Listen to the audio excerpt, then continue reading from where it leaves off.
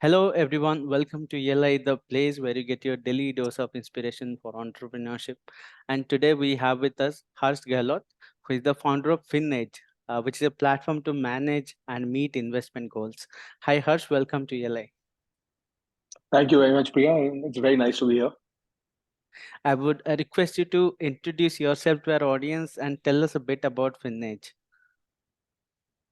All right. Just a little bit in terms of my background. I come from two generations of army people. So, a very middle class upbringing, studied in army schools throughout.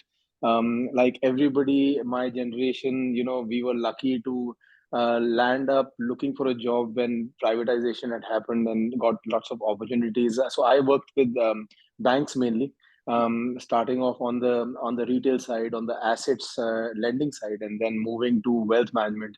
And so we were part of the initial days of banking, of private banking in the country. Helped set up a few private banks.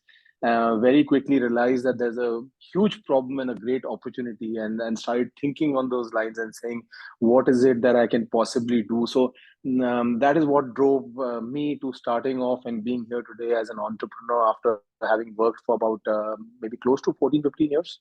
Mhm. Okay. And what is your venture? How would you define it? So actually, it's a fairly simple business in terms of FinEdge is basically an investment platform.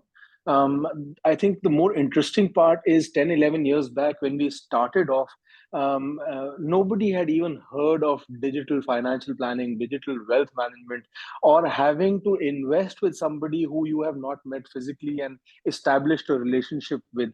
So I think we were amongst the first to identify that the future was digital. We were also amongst the first to identify the fact that banking was not really solving the investment problem. And I think there was a lot more that people needed than what was being offered at that point. Mhm. Okay. So we'll go into the details of the platform and the venture. Before that, would love to understand about your journey as an entrepreneur. And even before entrepreneurship, what all things did you do? And how was your childhood? Where did you study? And how was the different events in your life led you to entrepreneurship? Can you tell us about it? Yeah, sure. I haven't really, yeah. So, I mean, it's fairly normal in terms of upbringing, lots of outdoors, young, high energy kid, very difficult for parents to manage. Transferred every 2, 3 years, naturally had the ability thereafter to interact with new people and all of that. I think that typically happens with most army brats, Mhm. like we call ourselves. So I think that was all there. We were all traveling throughout. That itself opens up your thought process about a lot of stuff. I was always naturally very curious. So I was somebody who would always question the status quo and ask stupid questions and wanted to know more and wanted to break things open and figure out how they work. So that pretty much was what my personality was, I think. um, as an entrepreneur, what is required really honestly, when I look back, and there's one thing I thank God for, that was that I did not have the knowledge in terms of how tough entrepreneurship is. And I think that part should remain hidden, Mhm. because if people get to dissect too much of information about entrepreneurship, we'll have a complete lack of entrepreneurs in the world. So it's good not to know a lot. I think for me specifically, I don't know. I'm sure there are far more intelligent people out there, but for me, a certain amount of being dumb really helped. I, I saw the opportunity. I saw the fact that we felt that the winds were blowing in a certain way. Didn't think too much about it. Just gave ourselves time to plan and get into this business. Um, but honestly, when I look back, I never prepared for how tough entrepreneurship can be. Was there a trigger point like you said you worked for multiple banks and for good 1.5 decades also. So when you work as an employee for that long, you tend to build a comfort zone around you, and of course the banks pay well. So would you why would you jump to a career field that is not so certain and there will be no ups and downs, and it also takes good amount of time before you can make money out of it. So what was that trigger? Why would you do that? So, like I said, I think to some extent it was a deep belief that I personally felt that there was so much more that I can do if I started off on my own. Especially when I realized that there is a great opportunity and the current establishment cannot fulfill that. Thirdly, to some extent, there are you play to your strengths and weakness, and while I really enjoyed working and meeting all those people and learning from so many people, I did feel at some point down the line when I was making enough money and doing very well, I realized that, this is something that I might not be wanting in the future. So I think it was a fairly simple decision once we had decided that we will do something about it. We spent a year or two trying to, sound people off and figure out and make minor changes, get our finances in order. We actually focused more on that. But the decision itself, like I said, I was glad we didn't really dissect the situation too much, because I think you're absolutely right that the comfort of getting your salary and spending so much of time and doing well, truly is a very, very difficult to get out of it. Like I would say it's a chakravyu. It's easy to get into, very difficult to get out of. But I think once again, to a certain extent, it's just that feeling where you want to do something. You were clear about the fact that yes, something should be done, and then you didn't spend too much of time doubting or overthinking the fact that you're now leaving something that you are well settled and accustomed to, and now suddenly moving to something new. I think another big thing was, we didn't really realize at that point how different life could be when you're working for a large organization, and how different life becomes the minute you start off on your own. That's something that now we have experience in hindsight, and I'm glad we didn't know at that point. When you say we, I understand you also have a co-founder. Uh, finding a co-founder is the most difficult part of entrepreneurship. It's like a marriage. Most of the entrepreneurs say it is like a marriage, because once you choose your co-founder, then you are stuck with him or her for a long, long time. So, can you tell us about your finding your co-founder journey? So I think we were lucky there, because the three of us who started the company together, out of which two of us are operationally involved in day to day. One person is a sleeping investor, and I think so. Mayank Bhatnagar is the CEO as well as the person who works with us at FinTech. So the both of us are the key founders of the company. The lucky part was that we knew each other for a very long time. We both from army background, both studied in the same school, Wow. stayed in the hostel together. So we've known each other since I think seventh class, if I'm not wrong. Get along really well. We have a common set of friends. We have common interests. We both play golf. So there are a lot of commonalities around. But having said that, sometimes that can be a boon. Sometimes in some situations, that can actually make things more complicated, Hmm. because you have close friends and you're working together, and organizations work in a certain structure. Somebody has to take the lead, somebody has to, so some of these things further complicate entrepreneurship. But Hmm. I do believe that the gains outweigh the losses by a huge margin, because I can't imagine really doing all of this on my own. So there's a great benefit of having people. But I also know that a lot of entrepreneurships or startups fail because of problems with the founding team.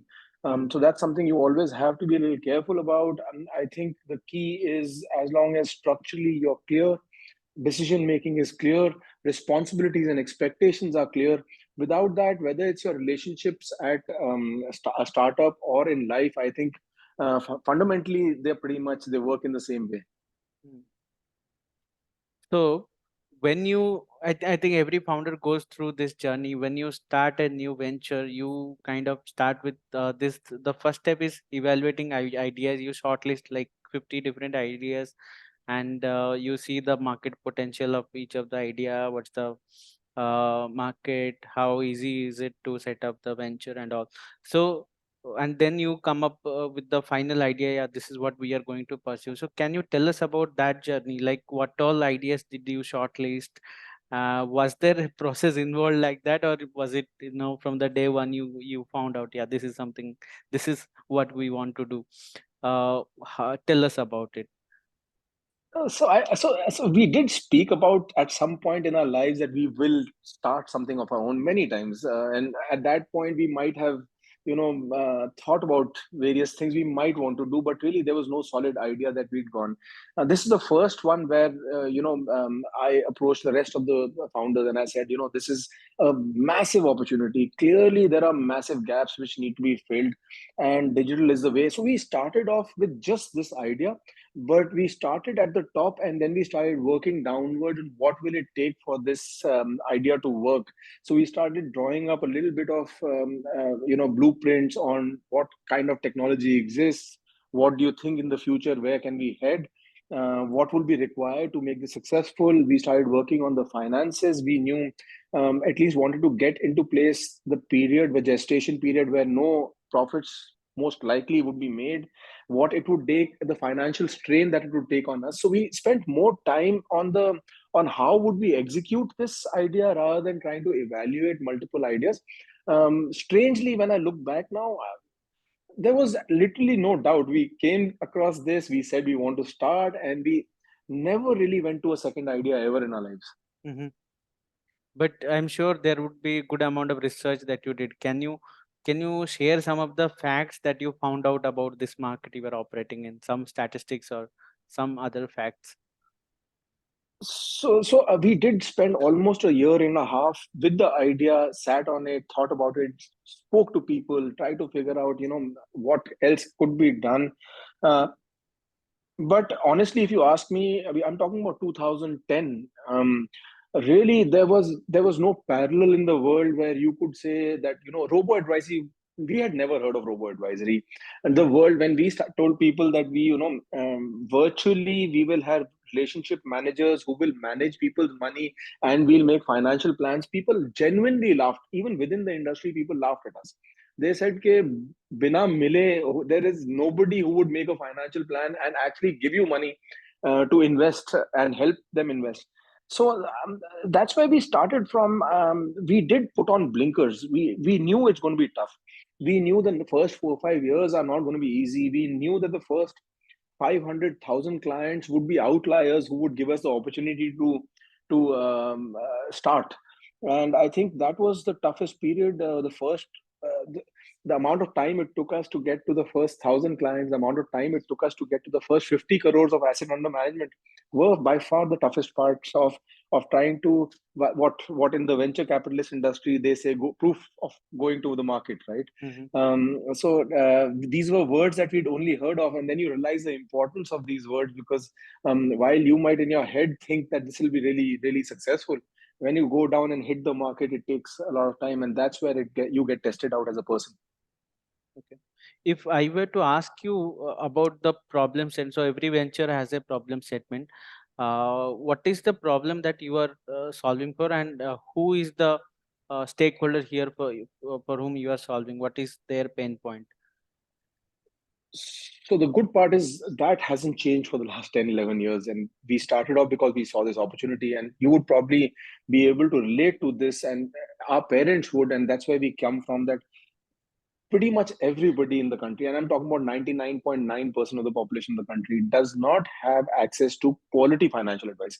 Now, when I say quality financial advice, if people like you and me want somebody who is trustable, reliable, and takes investment decisions on our behalf and involves us in it, you literally find nobody there. If you go slightly out of cities, the people who rule the relationships as far as investments go, traditionally, because earlier generation was typically investing into LIC or insurance.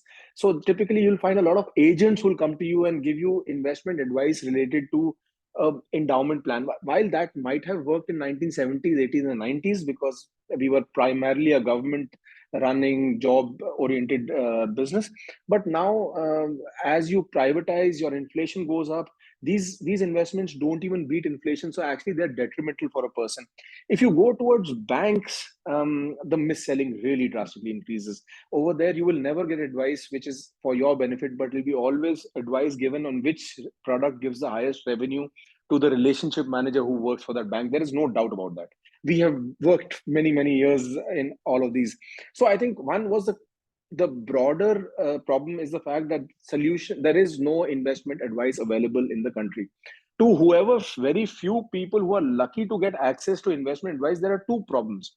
The first problem is the recommendation trap, where everybody is in a hurry to sell, so they put products before people. That typically means I'm not interested in what your situation is, I am not interested in what's going to work for you, I am here to sell you what makes most sense for me. So that recommendation trap, you'll actually see from your experience, you would have experienced that almost every time somebody would have come to you for financial advice. The second problem is the fact that one, this is related to customization, right? So people just don't want to spend time to know you before giving advice. So they're always in a hurry to sell a product to you. The second problem in our industry, specifically why we were born, is the biggest conflict is scale versus relationship. So if you see, almost everybody who has entered on a digital platform has been completely digital and has been completely with zero human touch. Now, while that enables scale, investment is not like going on to Amazon and buying products. It is not impulsive. Uh, Yeah. the results of your investment will probably take 10 or 15 or 20 years. Trust is very important. Decision making is very important. Involvement in a conversation is very important. Empathy is very important. Understanding the situation is very important. So these are the places where technology plays no role. And whichever platforms are pure tech only with no human interference, unfortunately, in investments, because the tough bit in investment is one is to make somebody invest. I Mm. mean, there's so many platforms you go there, you can starting investing is the simplest and the easiest thing in the world. Yeah. The ability to remain invested is the toughest thing you can possibly do. If you were to ask me one thing which a successful investor does different from an unsuccessful one, the difference is only one: his investment resilience, the ability to remain invested despite all the news, the clutter, the greed, the fear, the market information, and shutting your eyes to that and remaining invested, because that's where compounding comes from. Right. So the problem here is, if you build scale on tech only, no human involvement, while you might start get people to start investing, the ability to keep them remain invested is not there. So it has to be somewhere. So a lot of people say, "Oh, if I do a brick and mortar banking business, then my ability to reach people is limited. A relationship manager can only manage 50 relationships. Then Mm. how do I scale up?" So these are the paradox that we face, and we believed at FinEdge right from the beginning that investment management cannot be done purely technology only, because technology will solve a lot of problems. So for us, scale comes from technology, Right. but engagement of clients, ability to keep them invested comes from the expert investment managers that we have who engage with the client all virtually. Correct. Correct. So these are the problems that we are trying to solve. So now I want to understand the how part of it. Like what is uh so in this industry itself, there are many players out there. Many of them are international players who are available like in 100 plus countries also. Uh, so it's a crowded market already. Uh, Tell us what is the unique part about your venture, how you are different from all these players, because today AI as a technology is available to everybody. I think there is a massive set of data being fed to all the AI systems and all the algorithms that you have for robo advisory engines. So tell us a bit about what is uniqueness about your platform, and if you can share some details about the tech stack that is there in your platform. So today, being where we are, a digital-led wealth management outfit. So clearly, I think the good part about technology, if you are involved in technology and technology is the backbone of your company, then everything is available off the shelf. So whether you are making inroads towards AI or you are making in, your starting stack could be ML, and you could be today. I truly believe that AI in our industry is still at very nascent levels. So I think it's a maybe extension of ML today rather than AI itself. I think we'll get there over a period of time. But because digital allows you to scale, then the data points increase drastically, and then of course feeding that data in the right way and getting the right structures in place eventually will lead to a much better decision making on the AI front. So of course all technology platforms have it, so do we.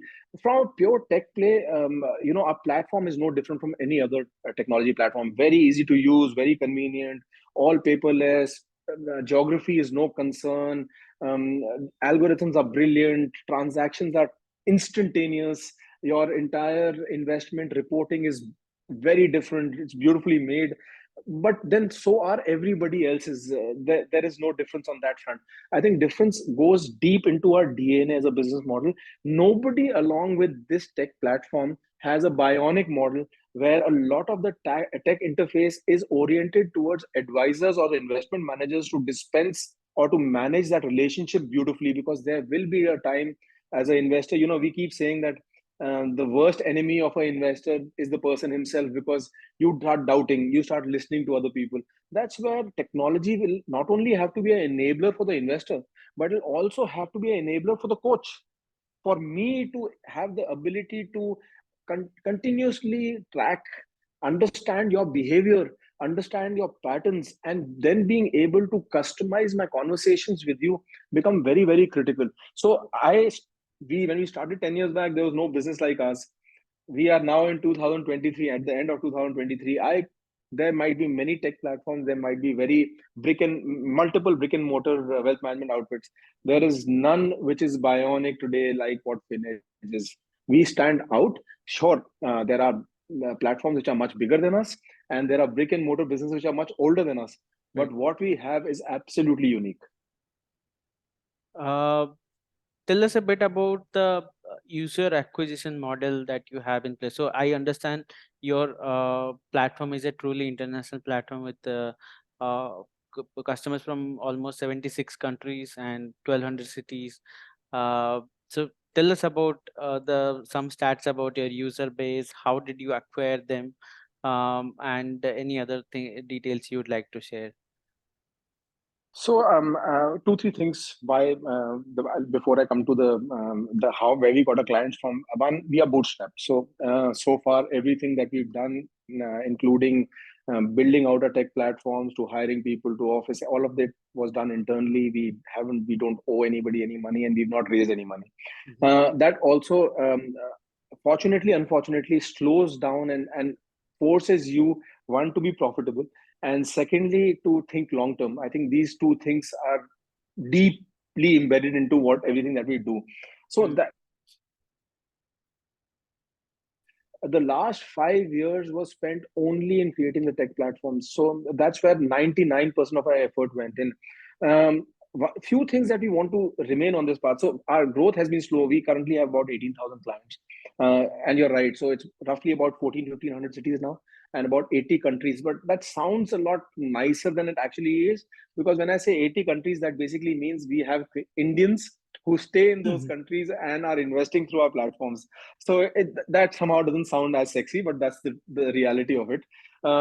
So this part is there. But if you see the great part of our business model specifically, and that's again a differentiator between us and all other technology platforms. Tech platforms usually acquire clients like a newsletter. They want Mm. sign-ons, right? So there's always a hurry because the cash burn is there. That's where the money's been raised for. That's where the money is spent. um, uh, the problem in our industry is specifically two. Because it involves money, trust takes time to be established. Secondly, in especially our business, where most of our advice is surrounded around products like mutual funds, the margins are extremely low. So unless you can hold on to a relationship, unless you can add value to a relationship, a person doesn't say. So what we are facing in the country in almost all tech platforms is that they, while they're fantastic at onboarding clients and getting sign-ins and sign-ons, where they're failing today is that they have an extremely leaky bucket. Almost 80% of clients who invest in, let's say, a direct robo-advisory platform, 80% cannot even sustain the investments for 2 years. That's how big the leaky bucket is. So because you are bootstrapped, obviously that's something which we cannot ever afford. So everything is oriented around how do we add value to clients, how do we have fantastic relationships with them. And I think that changes your entire orientation of how you're looking at a business. So, to answer your question, I might have gone off track a little bit, but to answer your question, our entire acquisition purely is word of mouth only, referrals.